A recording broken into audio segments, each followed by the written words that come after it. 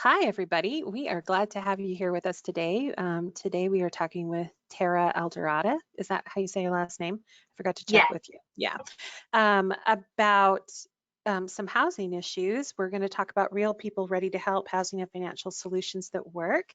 I'm going to go ahead and have Tara pull up her screen really quick, just so we have something nice to look at. There we go. Something nice to look at while we are getting ready for introductions.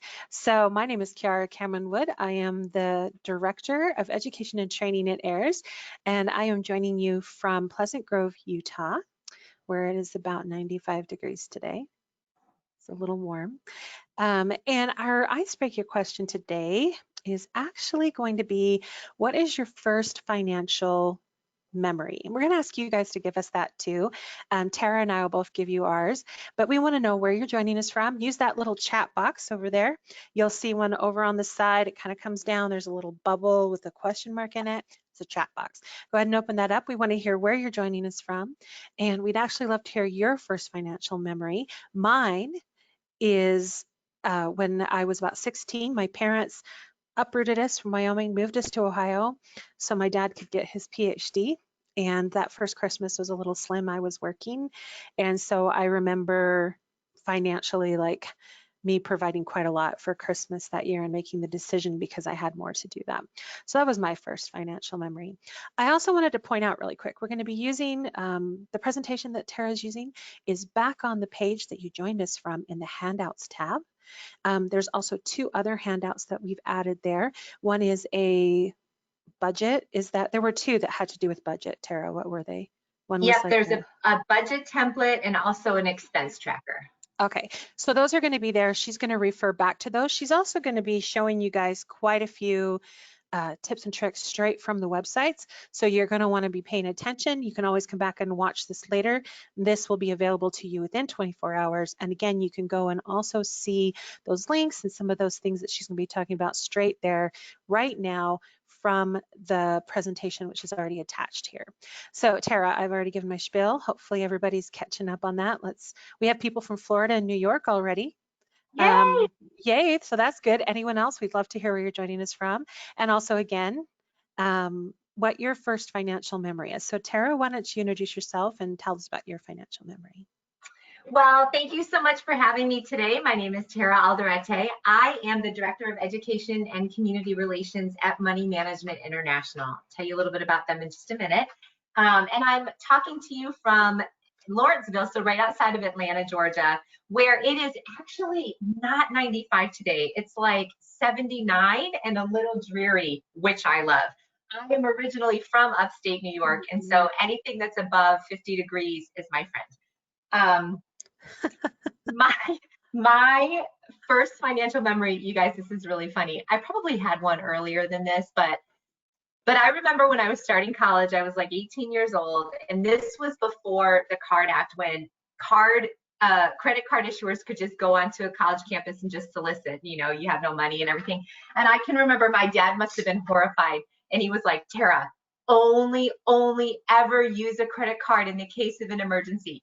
And I had all these shoe emergencies, and I can remember I lived at home, running to the mailbox every day to try to get the statement before he got the statement, so he didn't know. And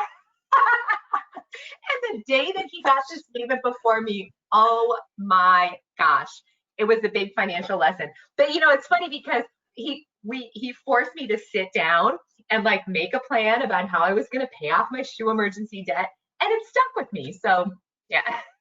That's very helpful. That's actually a helpful lesson. We have a couple other lessons. We have some other friends, by the way, from Iowa, from Ohio, which is Toledo, which is kind of where I'm from, which is great. And Socorro, actually from Toledo, shared that probably one of her first financial memories was student loans as she was preparing to enroll in university.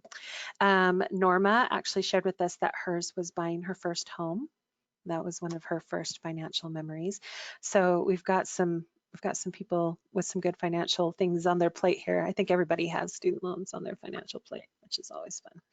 Seemed like a good idea at the time. But so we do have a question that we'd love to hear from everybody. We have a poll before we get started. The reason that we've asked Tara to join us today is because we know that the moratorium, which I actually just learned what that word meant this COVID season, but that, you know, they're forgiving that's all coming, that's lifting in the next couple of weeks. A lot of people are now finding themselves quite behind. And Tara's agreed to join us. She's going to talk again a little bit about Money Management Incorporated, and she's agreed to join us to talk about that. So we thought we'd get us an idea of where everyone's at on that. So we have a poll. How many calls, we'd love everyone to click, how many calls have you received in the last few weeks from people who are needing help with rent or mortgages? Now, typically, I'll make sure that everyone knows that, everyone wants to know, most of the people that we work with in our realm typically do rents, not mortgages, because they're in the bottom half of income for their areas. But let's see, we have none really, some, and quite a lot actually. So we only have about 60% that have given us their answer. Let's do just a few more seconds and give everyone a chance to click. So I'm curious, Tara, which one of these, just guessing, do you think is going to come out on top, going to be the most frequently answered? The none, the some, or the quite a lot? At this point, I'd say some. Okay, well, let's go ahead and close that. Let's share the results. And you are correct. That is what came out on top, is the some. There's 52% that said some, 35% quite a lot actually, and none really is down at the bottom. So okay. We'll know that that's kind of where we stand, and it's back to you. All right, so it's all on you, Tara. Okay, so let's get started. I hope that I have some helpful content to share with you today. The session is Real People Ready to Help, Housing and Financial Solutions That Work. So I do want to tell you a little bit about our organization. Money Management International is a 501c3 nonprofit credit counseling and housing organization. And so we help people really with any financial goal or challenge that they might be facing. We give them the education and resources that they need to be able to make the best decision for them. So it's important to point out that we, not only are we a nonprofit, but we're not attorneys, we're not, certified financial planners. We are all typically NFCC certified financial educators though. And so the idea is to be able to give people the needed information. And so what I wanted to share with you today was just, as we take calls as HUD housing counselors, as we take calls from folks who are struggling to either pay their rent or mortgage, I wanted to share with you some of the resources that we utilize, typically how we handle those calls, and then what happens if you do refer someone to our organization for help paying their rent or mortgage. And the hope is that you get some information that makes you better equipped to handle those calls. I heard like 30 or 35% of you said you've gotten a lot so far, some, and my guess is in the next couple of weeks and months, you're going to see those numbers go way up.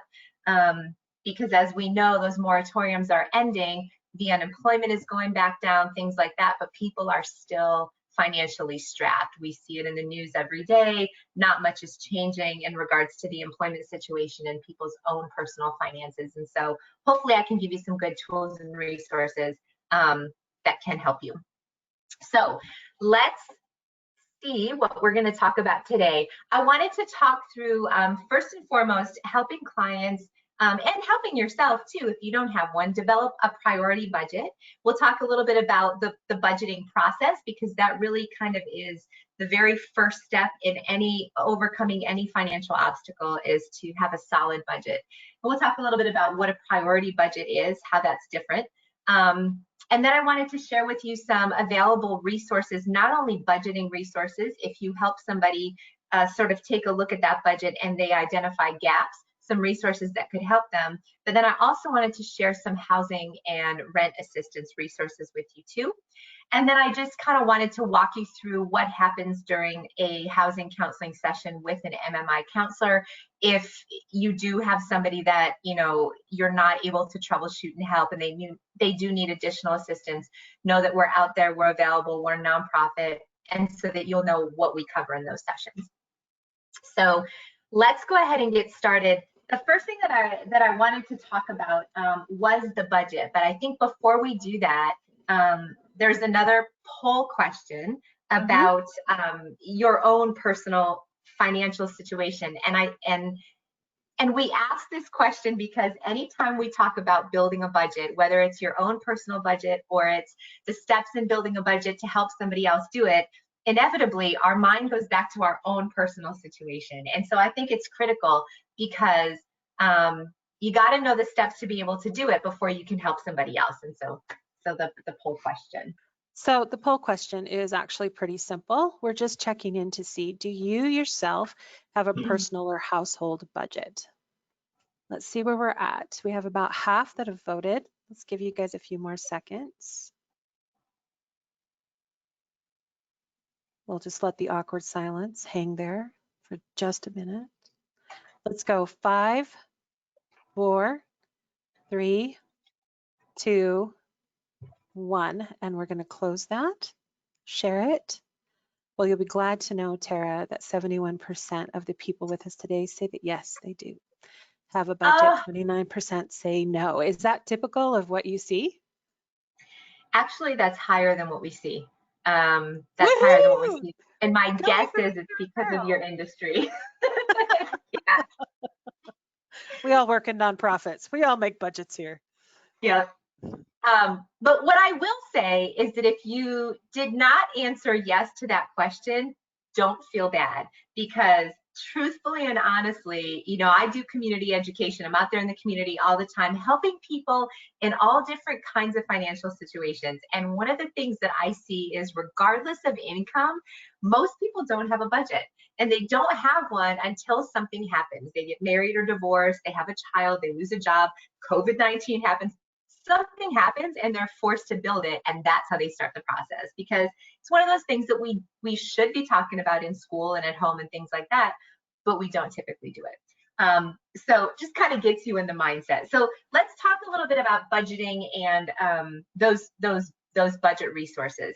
So this is going to be the first step really in helping anybody with whatever financial situation they're facing, particularly if we're talking about the inability to make regular rent or mortgage payments, because everything comes back to that budget. I think about personal finance is kind of like a puzzle. You know, there's all these different pieces, but the budget is kind of like the edge, right? Like it's the first thing that you have to be able to make sure that you're equipped to handle whatever comes your way. So when we're doing a session as an MMI counselor, or if I'm out there doing community education, we always start with the budget. And so I wanted to talk about that first. And so,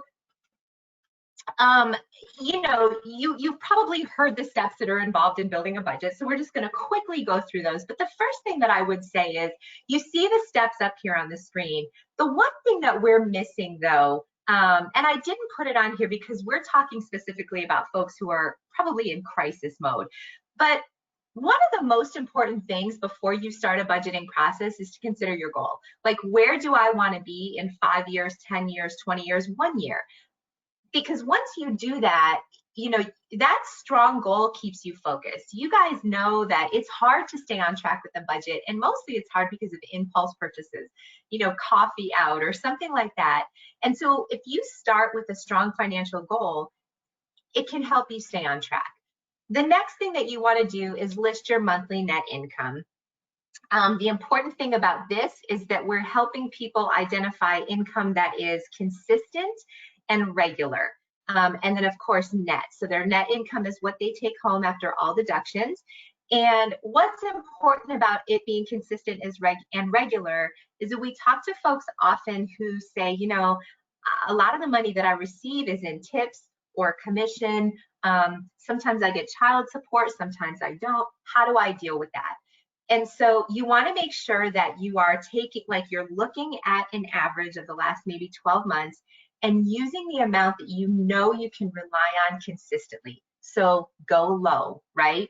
Because the deal is, if you build a budget, you know, assuming you're going to get $500 in tips this month and you only get 400, now you've got a gap to fill. So if you can build that budget on the lower amount, then you're in a better financial position. So you want to start by listing the monthly income you can rely on consistently.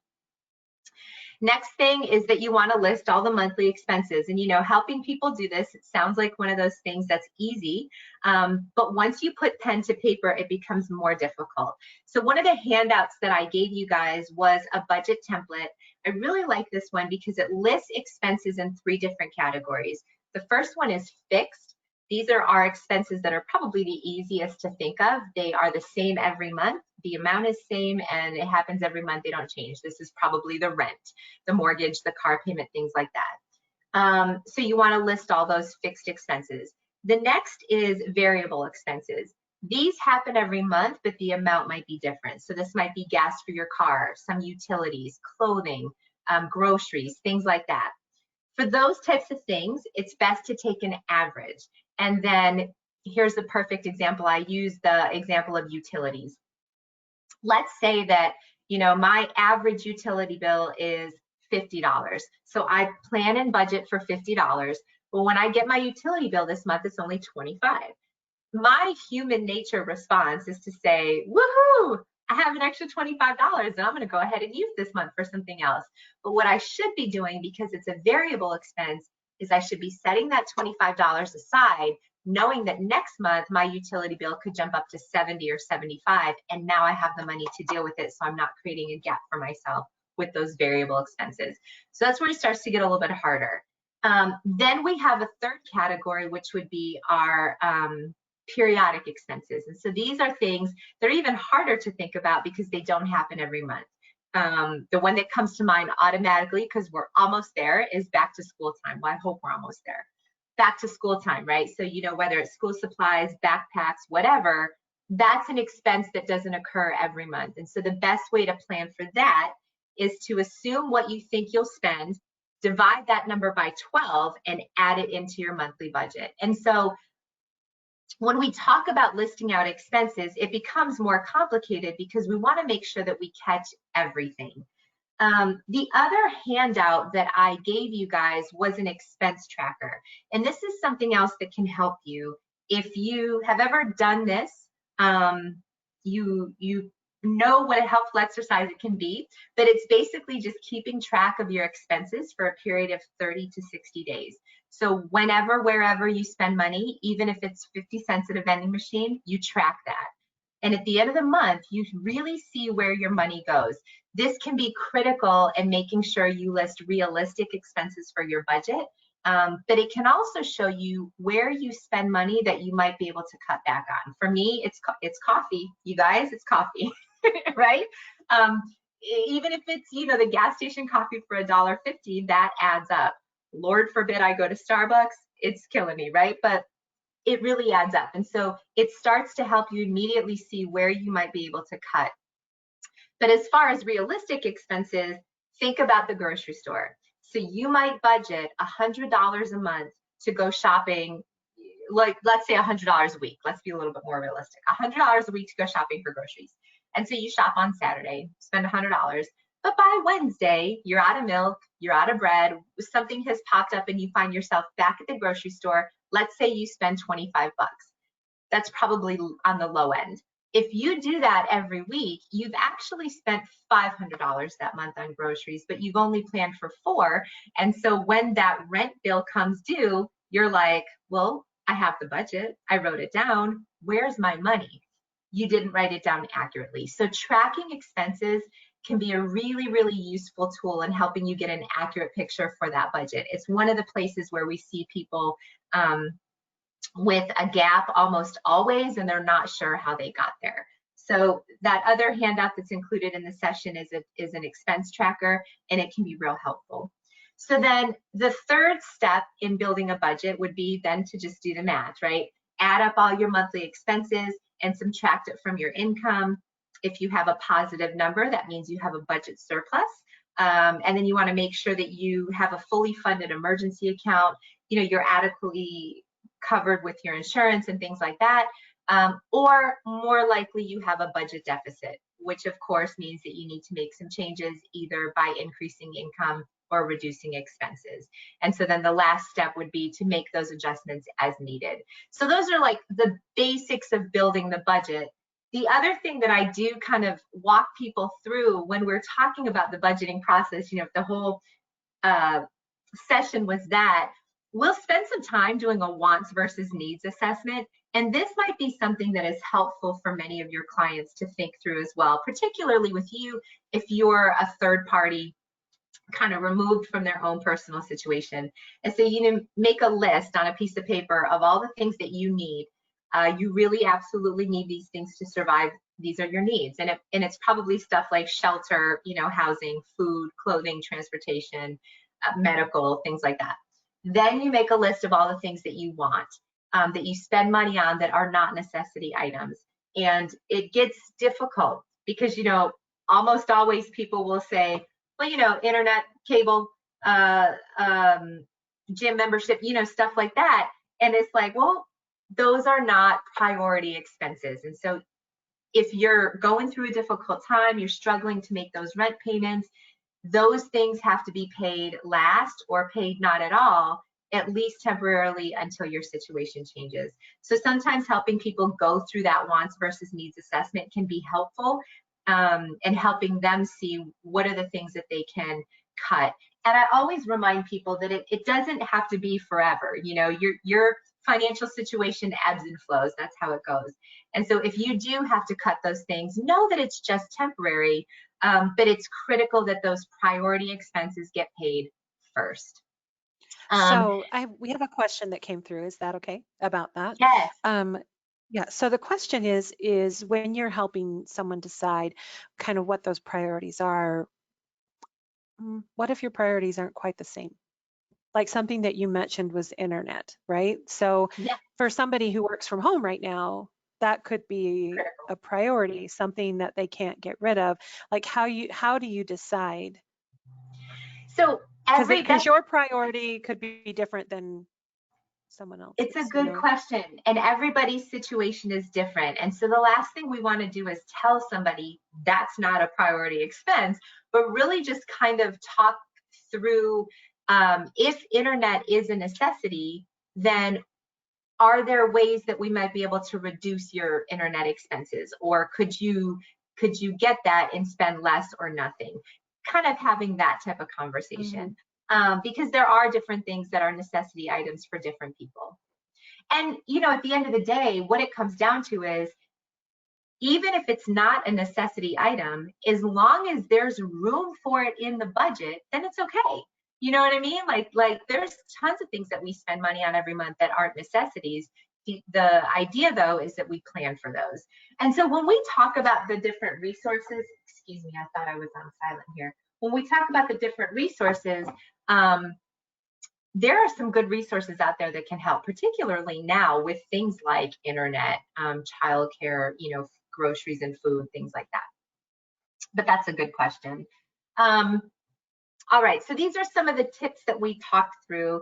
And I did just kind of want to talk about priority-based budgeting a little bit, because when we looked at the objectives for this session, we said specifically priority-based budgeting. And I think particularly right now, as we're still in the midst of this COVID-19 pandemic, it's critical for us to be dealing with a priority-based budget. And you guys ever hear the term beast mode? Like whether you're talking about sports or competition or something like that, it's really thinking about going into financial beast mode.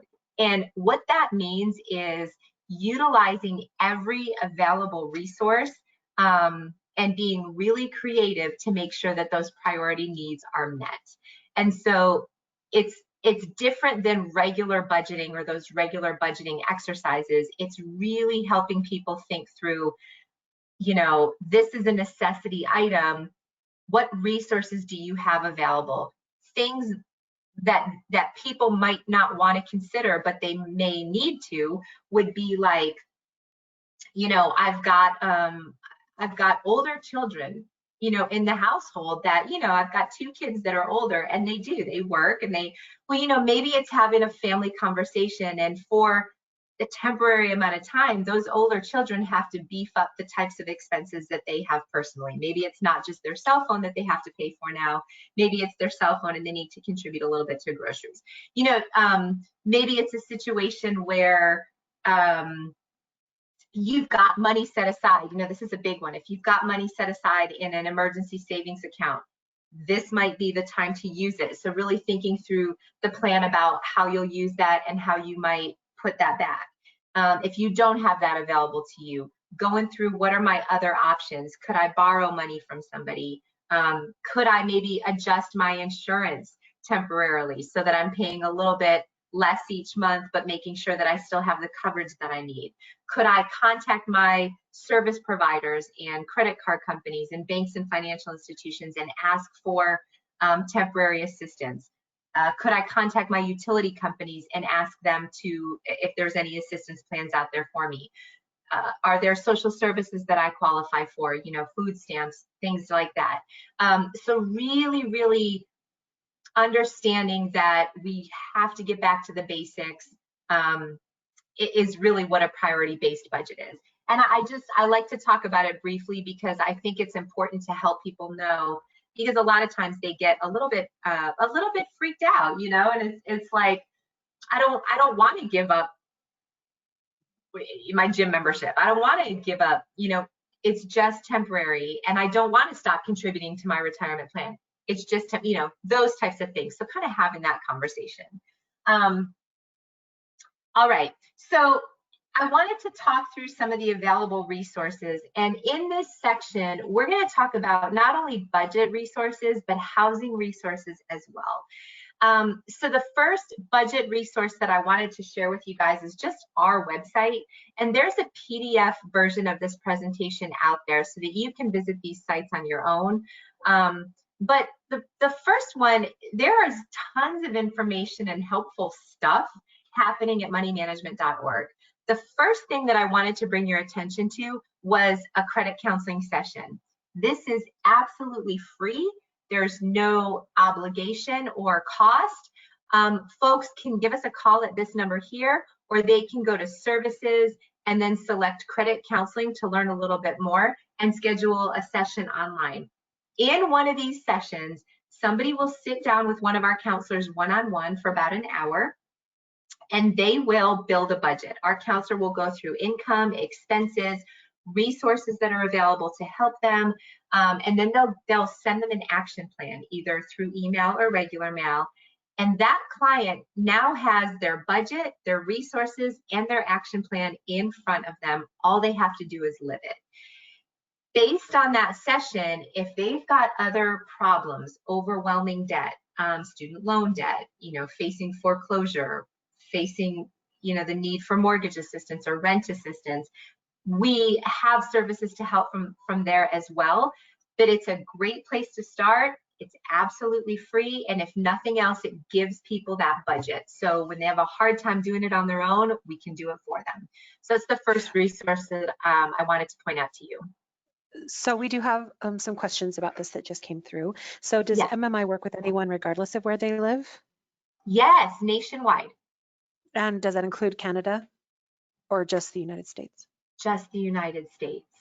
Okay. The other question with that is if someone wanted to set up, or we were making this as a referral for someone to set that up, I see that there's a contact us. Is the best thing, is there a way to set up or contact people online, or do you have to make that phone call to that 866 number? What's the best way to get in contact and set up that credit counseling? Either way, so you guys, you can call this number, or if you go to services and you select credit counseling, you can see how it works, and you can actually click right here to get started. So you can schedule that session right online. Okay, what are the hours typically that they're open for credit counseling sessions since we go coast to coast? 24/7. 24/7. So you'll schedule the appointment ahead of time so that you have time to get your you know, documents and information in order. yes. Excellent. How long does it usually take for someone to be able to get to a credit counselor? It's pretty quick. Typically, they can do it even the next day. Sometimes they even have same day Okay. appointments available. Yeah, it's pretty quick. Okay. So not like 2 weeks from now when you've already No, been no, evicted no, from your no. house. Okay. No, no. So we know that by the time someone contacts us, they're typically in sort of financial crisis mode. And so we want to make sure that we react to that. Yes. Excellent. Okay. That's questions for now. Thank you. Oh, you're welcome. So that was the first one. The other thing is on our website, you guys can also search. We have a blog. We have just tons of information out there too. The next budget resource that I wanted to share with you is 211.org. You're probably familiar with 211, but I did want to share that they've set Just up a a little. COVID. I know. We are all just a little. I hesitated whether or not to put it in here, but I thought, what the heck? Because the COVID-19 specific page is awesome. Like if you type in the zip code and then scroll down to the bottom, it is, you know, by zip code and by need. So I wanted to include it. And then the other thing that I wanted to share with you, this is a fantastic resource from bankrate.com. And what they've done is compile a list of banks, credit card issuers, financial institutions that are helping people in response to COVID-19. And so they're updating this list regularly. And so you can come here and search by issuer assistance and see their contact information and some of the things that they might be offering. So this is just a really other good resource that I wanted to bring to your attention.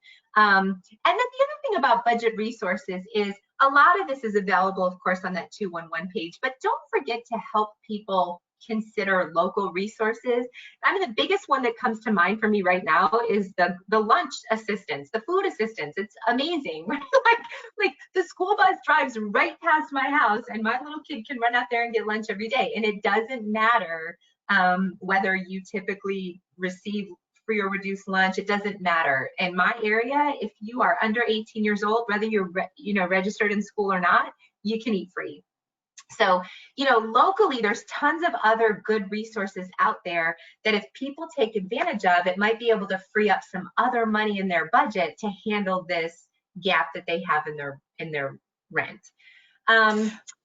So would you say that in process, like as far as getting them to someone to talk about their budget, that the first step would be to make sure that they've tapped into everything locally that they have access to, that they've applied for food stamps if they're eligible, Medicaid. So make sure that they've tapped into all of those things and then have them create that appointment, like as part of our conversation with them. Not necessarily, no. Okay. They can create the appointment with us first because we can help them find those resources. They might not know what's out there. Yeah, definitely. Yeah, because several of us are 211s too. So yeah. So do you guys work with Spring 4? Anybody? I don't know if we're the association that helps them, but I know that there's quite a few 211s that are even on this call today. So Spring 4, they're also a nonprofit, and what they do is they vet resources. And so we have a subscription, if you will, with Spring 4. And so what we can do in those counseling sessions is get access to already vetted resources locally for people that they may not know were out there or existed. So yeah, we can give them the resources that they might need for sure. Okay, cool. I wanted to take you through some housing resources specifically. The first one, and I made some notes for myself on this one so that I take you to the right place. Some of these are really, really helpful, you guys. The first one is Hud.gov States. Love it. Okay, so if you come to this page, and we share this information in a counseling session regarding housing too. So you can come here and choose the state that your client is in. For the purposes of today, I chose Georgia because that's where I am. I wasn't sure where everybody else was. But I can search my state. And then what I want to do is on almost every state, you can scroll down to the bottom and I want to look for rental help. And then once I click on that, it's going to give me all different information for my state and where I live. And so whether I want to contact an agency what other resources are out there available to me, links to websites if I wanted to search for a subsidized apartment, help with utility bills, all these other things. But the other thing that it's going to do is it's going to give me information about, if I click over here, like on tenant, it's going to give me information about my tenant rights and complaints and things like that. And so based on where the person lives, you can come to this website and pull up some really helpful, important information and resources to be able to send them or just direct them here. So I love this one because it's by state and it's updated all the time. Same thing goes for home ownership. If I were to click on the state and then go down to homeowner instead of renter, it's going to give me information about home ownership resources and foreclosure prevention as well. So that was the first Can one. you show us one more time how you got to that page? So you went to HUD. So It's you went to HUD.gov. Yep, it's hud.gov/states. And then Okay. I just selected the state. Yep. And then I scrolled to the bottom under quick links and I started to go from there. Cool. Yeah. All right. Thank you. You're welcome. Okay, the next one that I wanted to share with you is also from HUD. It's hud.gov coronavirus. What do you mean? Oh no, I hope it's just that link. It is. Okay, I'll make sure that I have that link updated and send it to you guys. But what that one is doing is it's giving us information from HUD, again, specifically related to programs that are available because of COVID-19. And so it was other good additional information. This is actually a NOLO, so it's a law website. And this, I love this website, you guys. There's so much great information on here. But what it will do is, by state, it will tell you what's going on with the hold on evictions, the hold on utility shutoffs, and then other protections and notes by state that are updated and going on because of COVID-19. And so this is a fantastic resource to try to help people figure out what exactly is going on where you live, and then where do we go from there. So I like that one. The other site was Know Your Options, and then of course this is of a Fannie Mae site. This was really great though, because not only do they offer help for homeowners, but they offer additional resources and help for renters too. And so a lot of times when we're looking at resources, it's like homeowner, homeowner, homeowner. Well, if I'm not a homeowner, then what? And so I love this website because even though it's Fannie Mae, they've got some good information for renters as well, even down to tips for talking to your landlord, right? So just really good stuff. If you're talking to somebody who's a military affiliate or veteran, usacares.org and the VA have some fantastic resources and programs for veterans facing homelessness or needing rental assistance or foreclosure prevention. And then, of course, our housing counseling arm, I wanted to bring you there as well because I wanted to talk a little bit about what happens in one of those counseling sessions. If the client is unable to go it on their own, so if they've looked at all these different resources, they've tightened up the budget, they've really done everything they feel like they can do, and they want to contact us, know that that's available too. And I wanted to share what happens during one of those sessions. And there are some additional resources that I will give you in just a moment, but let me first talk about what happens during a housing counseling session. So when somebody, and so this is different from that credit counseling session, this is actually housing counseling. And so we have different arms of our housing counseling department, whether it's foreclosure prevention, rental assistance, pre-purchase education, reverse mortgage. We do all the different things. And so when you initiate a housing session with us, the first thing that's going to happen is the counselor is going to determine the reason for your call to make sure they get you to the right arm of the counseling department. The next thing is they are going to complete a full-blown financial assessment with that client. And so talking about the budget and the resources, and believe it or not, often by completing a financial assessment, we can help fix the problem right then and there. because it's a budget gap. We can fill that budget gap, and they're okay with enough money to pay their rent. So we'll complete that financial assessment first, send them any budget resources that they might need or that might be applicable. And then we'll start to talk about housing resources as well. And so we'll provide those to them, not only verbally, but then we'll also create and review an action plan. So we'll really say, you know, based on your situation, here are the resources that you should utilize. Here's how you call and take advantage of those. And then here are the other things that you should do. And so we'll review the action plan with the client, and then we'll send it to them as well. And so that they've got that not only verbally, but in paper, and that they need to just act on it.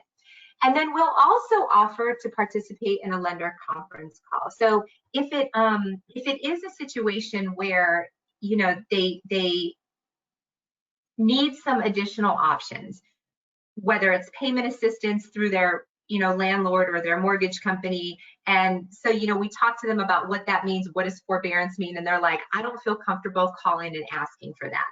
We will offer to participate in a conference call with their lender, so that we can work on that together and make sure that the right questions are being asked, and sort of guide that conversation. So this is what happens when somebody contacts us for a counseling session. And I just wanted to share it with you because I think oftentimes, you know, we'll have a session like this, we'll talk about kind of what to do and helpful resources, and then inevitably, the second call you get is someone who none of that works for. And you're like, well, now what do I do? I want you to know that you can always turn it over to someone like us that can help out. And so I wanted you to be aware sort of what happens in one of those sessions. And on that topic, I did want to talk about some additional resources. The first one, so amazing. So if you click on this link, it's going to take you to our blog, but it walks you through what to expect when you call a housing counselor. So the different stuff that we talked about is in here. And so if you're talking to someone and you're like, hey, you know, contact MMI, what is that going to do for me? This is some great information. It tells you how long the call lasts, tells you what they need to prepare ahead of time, you know, what's going to happen during the session and after, and then even what to do if you're not able to work with your, you know, with your lender and landlord. So this is just some really good information about what happens during one of those sessions. I also wanted to share with you, this is also a blog, but this was how to prepare for the end of an eviction moratorium, because this is why we're all here today. And so I thought that this would be some good reading as you are starting to get those calls, to kind of start to get it in your head a little bit, start to wrap your head around the fact that you're probably going to be talking to a lot of people that need this kind of help. And so this just kind of helps guide that conversation a little bit. And it's really knowing your rights, negotiating for lower rent and how to do that, coming up with a payment plan if that's a possibility, and then what happens if none of that works, right? So really sort of walking people through that. I did also want to bring your attention to our housing and homeownership blog. So we do have a blog on our website that we update pretty regularly, at least weekly, probably more often than that, especially right now. And when you visit the blog, you can choose a category. And so this will link you directly to our housing and homeownership blog. And so it's just different information and articles about housing and homeownership, and just different resources to help you out. We also have set up a coronavirus impact and response page where we're adding regular updates. And so you can come here and you can get information and resources specific to coronavirus and what's going on. And so, like I said, we're updating this. On this page, you can also sign up for a success newsletter. And so we'll send you a newsletter so you don't have to remember to come here. We'll just send it directly to you. And then the last resource from us that I wanted to link you to, and please, you know, ask you to feel free to share if you'd like to, is our online learning program. This is a completely free program where folks can go and register. Once they're registered, they have access to e-learning courses, articles, tools, calculators. They can also contact us to start one of those or schedule one of those credit counseling sessions. And so, you know, if somebody's just wanting to learn more about their just regular financial education, credit management, whatever it is, feel free to share this resource. It's absolutely free. It's at their own pace. It's available anytime, anywhere, and they can go take advantage of courses. The very last thing that I did want to talk about, because we talked about it in the other resource section, but so we have some questions about the MMI stuff that you just showed. Should we hit those now, or do you want to catch those at the end? let me just remember to tell you this before I forget, because I forgot before. Okay. No worries. When you go to the state's page, there's also legal information, not legal information, but legal resources in people's areas where they live. And so that was another important sort of thing that we share with them, because we can't, obviously we can't give legal advice, but we can give them resources for legal aid in their area that can help them. And so I wanted to point that out as well. And that's on this HUD page as well with the states. So, okay, so what were the questions? I have two mute buttons. I couldn't remember which one I pushed, sorry. So is MMI housing counseling session a completely free service? Our housing counseling sessions, so sometimes our housing counseling sessions are free, and sometimes it depends on how much we're funded through HUD. And so I think right now, I believe right now they are free sessions, but I will check and get back with you. And if it's okay, But Chiara, either way, it's probably sliding, like dependent on oh, yeah. Yes, and you afford. guys, even if we do charge for something, so like pre-purchase, there's a fee for that. You know, even if we do charge for something, it's very low, or it's a sliding scale based on your resources. Yes. What's pre-purchase? A lot of times, if you are going to buy a home and you need down payment assistance, you have to get education ahead of time from a HUD approved agency, and so it's that. Gotcha. And then I think the question is, the initial call should last. So you said, okay, so the initial call, that you should always start with the credit counselor, right? Credit counseling services, set up a time. And if they think you need to have a conversation with the housing people, they'll make that connection. Or You could should go you start both with the ways. housing call? You can start with the housing. If you know that that's what you need, you can start there. If you are not quite sure what you need, you just know you need some kind of help, I always say, you know, start with the counseling session, because then they can direct you. But if you know, hey, I need rent assistance or I need housing help, you can go directly to that housing resource. Absolutely, because they'll do the budget with you as well. And is it like a 30-minute session, an hour session? There's a specific time limit on that? Does it ever take multiple sessions? Yeah. No, they're typically an hour. They're typically an hour, but I will say that our counselors are wonderful about making sure that your questions are answered. So if it takes a little longer, no problem. Okay. So it's kind of meet your needs as you're referring people to this. Gotcha.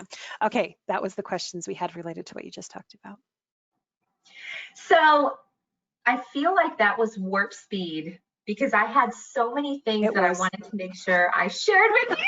But you know, we do a budget. It was great. We're all like, wait, whoa. That's why I was like, I better send those links, because what I hope is that you guys will go out after this and just kind of click through those links and play with it and think about, okay, you know, 90% of the calls that I've gotten have been from New Jersey. I'm going to go look and see what tenant rights are in New Jersey and what the legal, you know, resources are and things like that, and really start to get, you know, really start to get a little bit more informed and comfortable, because I think, you know, it's going to be difficult. It's going to be, you know, that these calls are difficult anyway, because emotions are very high. And so knowing what these resources are ahead of time and having time to be able to go out there and play with them can be helpful. Last thing you want to do is tell somebody, hey, you know, go out here and check this out. And they're like, what's going to happen when I do that? And you're not sure. So my hope was that, you know, by sending you the information, you would have time before you really start to get an influx of these calls to go out and just kind of sift through and start to get familiar with the types of resources that are out there. But like I said, if ever you're talking to someone and it's just not enough, please refer them over. That's what we're here for. That's why we're HUD funded. That's why, that's our mission. That's what we're here for. So, and we know that they're coming, just like you guys. So are there any other questions or comments? Want to revisit anything? Let me make sure. Yeah, so we did have, just to clarify, so Elaine was sharing, most of my callers are in need of rent help once the moratorium ends and have not had income or yet to receive unemployment benefits.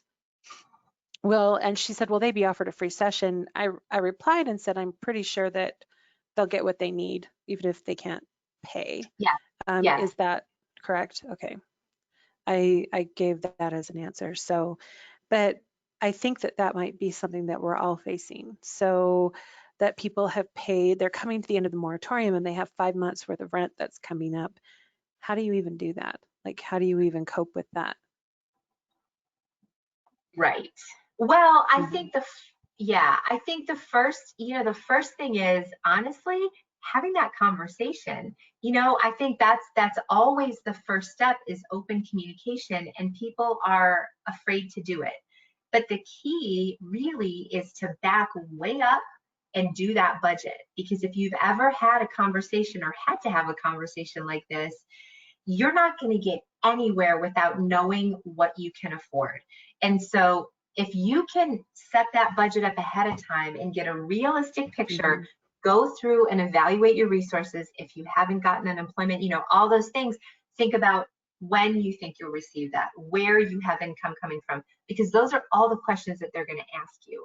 And so, the most important thing is that upfront communication as quickly as you can have it, that you have to make sure that you're positioned to be able to have that conversation first. Well, and I know that it's much more helpful when you have a good idea of what you could actually spend, and it's sometimes not as bad as you think it is.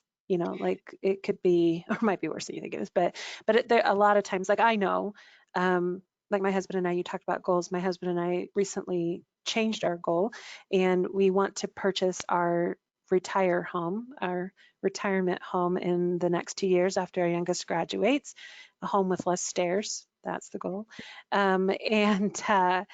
And our goal changed, and so our focus changed on what we were trying to do. And at first I didn't know how we were going to be able to save enough for a down payment and all that kind of thing. But then once we got into it and started like writing out and prioritizing all the things that you said, we realized there was more money than we thought there was. And so our goal was attainable.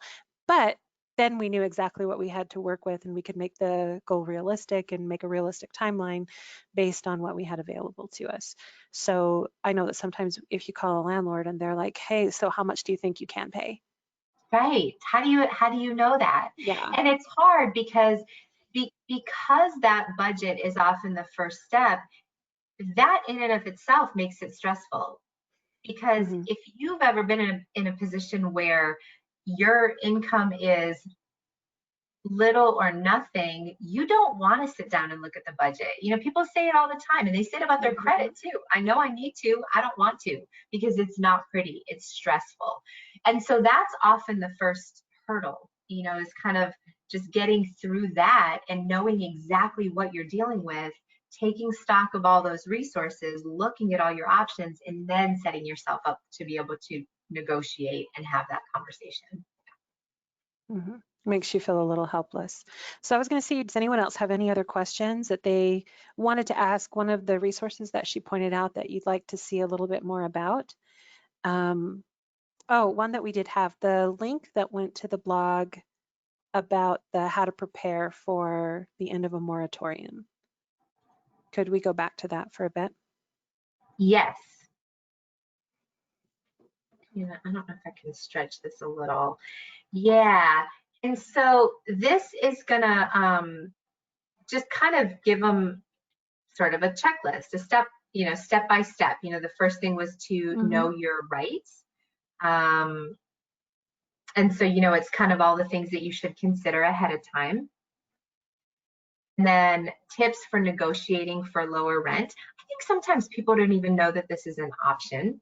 But tips for that. And then coming up with a payment plan. And then if none of those things work, preparing for eviction, so that so that you can go into this conversation fully aware that none of this might work. And if the worst happens, then what's my plan? And those might be the conversations that we're having, with Right. people on the phone, the ones that are on the verge of homelessness, the ones that have the eviction notice. Something I don't think everyone realizes, though, is that typically when you get the eviction notice, it doesn't mean get out now. You usually Right. have a little bit of time to figure things out. It's just saying it's more of like a shut off notice, right? Like if you don't take care of this in a certain amount of time, then you'll have a problem, not get out tomorrow. Right. And the thing to keep in mind too is that it is really true. Landlords, some are better than others, but by and large, landlords, credit card companies, lenders, they want to work with you. I mean, keep They in want their mind that money. it's right. I mean, it's Yeah. costly to get rid of someone and get a new tenant. They don't Yeah. want to do that if they don't have to. So, Yeah. they'll So be going to willing to with a little work bit with more you. optimism. Perfect. And would this be a good one to use, like you said, the rights? Would this be a good one to use in conjunction? Was it the NOLO that had the what's actually going on in each state, like when you're talking about rent or like, sorry, moratoriums? It was this one. It was Hud.gov States. And so if you choose the state and Okay, then, so it was a HUD. yeah, and then you could go down here to, I think I chose get rental help. And then this was local tenant rights, laws and protections. Gotcha. Yeah, so it was in here. What was And then on if the NOLO site then? Was that the where NOLO everyone's site, at with yeah, moratoriums? it was tenant protections, and the NOLO site Oh, okay. was what's going on state by state and the dates. Gotcha. Yep. Gotcha. So somebody shared that in Maryland right now, someone can get an eviction notice, which is usually require documentation for help from agencies, but court hearings for new evictions won't be until the end of August at the Right. So earliest. stuff like that is important to note. And I like this site because it gives us these other tenant protections. And so we can, go there and see if there's something else. Because I think a lot of times too, there is something else out there to know about. But clients just don't know. And how would you know? How do you keep straight all the Yeah, different things in every state? you don't know what you don't know for sure. Yeah, Right. and so many different little tiny rules like throughout the states. This is, yeah, the whole response has been kind of like state by state fragmented type of a thing. So, well, Right. that is amazing. And we're coming right up on our time. So I think that's the end of our questions. And Tara, you are fantastic. And it has been so nice to have you here with us today. And we appreciate your time so much. I appreciate you having me. Good luck, you guys, and keep doing all the great work that you're doing. I appreciate you, and I appreciate you guys having me on today. Have a good afternoon. Thank you. Don't forget to take your survey, everybody, and check back for a recording in 24 hours.